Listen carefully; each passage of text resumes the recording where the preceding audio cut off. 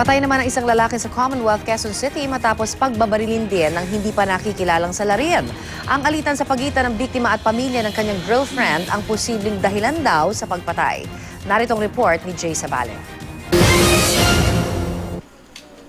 Dugo ang bumulagta ang isang lalaki matapos pagbabarilin sa Matapang Street, Barangay Commonwealth, Quezon City, mag-alauna ng madaling araw. Agad binawian ang buhay ang biktimang kinilalang si Mark Adora dahil sa dami ng tama ng bala sa katawan. Ayon sa ina ng biktima, kinausap pa siya nito noong Biyernes na tila problemado. Ang alam ko po niyan yung kaaway niya, yung magulang ng girlfriend niya eh. Sinabihan daw siyang ipapabarangay siya.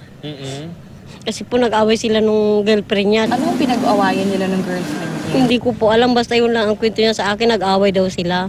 Ang alam lang daw nila, ayaw ng magulang ng babae sa kanyang anak. Hindi naman diretsong sinabing ang alitan ang dahilan ng krimen, pero posible raw na may kaugnayan.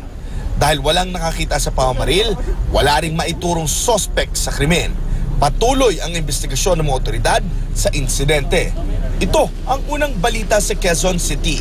Jay Sabale reporting.